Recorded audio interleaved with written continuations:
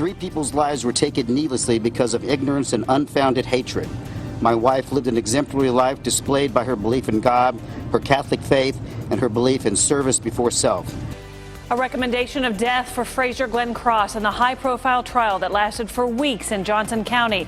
It took jurors only a couple of hours to come back with their decision.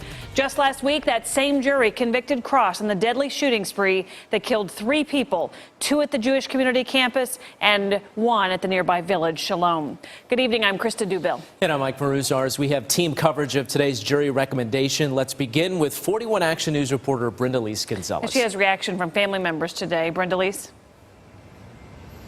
That's right. So they said that justice has been served. Another family member said that they didn't die in vain, that they touched so many lives, not only around their community, but around the world. William Corcoran, Reed Underwood, and Terry Lamano were all involved in their community. Reed participated in theater and debate and was auditioning for a talent show at the community center that day. His grandfather, William Corcoran, was there to support him. Terry Lamano was a mother, an occupational therapist involved in her Catholic church. Today, their families stood at the courthouse together and thanked the jury as well as the entire community for supporting them all throughout the trial. And they assured that their loved ones' memories and impact will continue far beyond today's decision. I want the people of the greater Kansas City area to know that she did not die in vain, for her good works will continue to benefit children and students for generations to come. Strengthen our belief that love, kindness, and understanding will triumph over ignorance and hate. For our loved ones, there is no greater legacy. And one of the ways they plan to continue that legacy is through the 7 Days of Kindness campaign. They began that last April. It's a series of events honoring each one of the victims. They said today they plan to continue that tradition coming this next April. Reporting live in Olathe, Brenda Lise Gonzalez, 41 Action News. Brenda Lise, thank you. Team coverage continues now with 41 Action News reporter Amy Hawley. She has more on Cross's feelings about the death penalty, and she spoke to a man targeted during that shooting last year. Amy. Well, Frazier Glenn Cross asked the jury today to have mercy on him because he claimed that he was remorseful. In fact, today he did apologize for killing 3 Christians at 2 Jewish facilities last year because they were his people, as he said. But that wasn't enough for the jury, who in just an hour and a half sentenced Cross to death.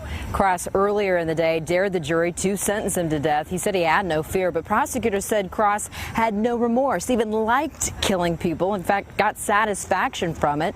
Today, victims and victims' families were in the courtroom when the judge read the decision. Many cried. One victim Cross turned to, and then he addressed him earlier in the day. Bullets riddled that man's car and satchel. Miraculously, the victim, Jay Coombs, was never hit by a bullet. Cross coldly told Coombs today he was glad the man didn't die. Mr. Coombs, like I told you before, I'm glad I didn't shoot you.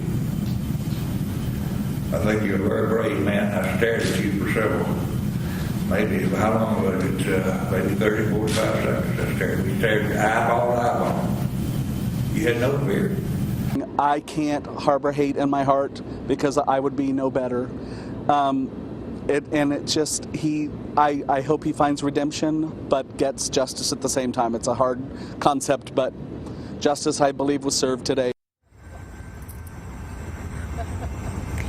Coombs, a really strong man, he told me today that Cross no longer has any effect on him. In fact, he said his pastor told him to pray for his enemies. He said that's exactly what he did, and he said that's exactly what's pulled him through. Coombs and the other victims and victims' families will have their chance to address Cross in court November 10th for formal sentencing. In Johnson County, Amy Hawley, 41 Action News.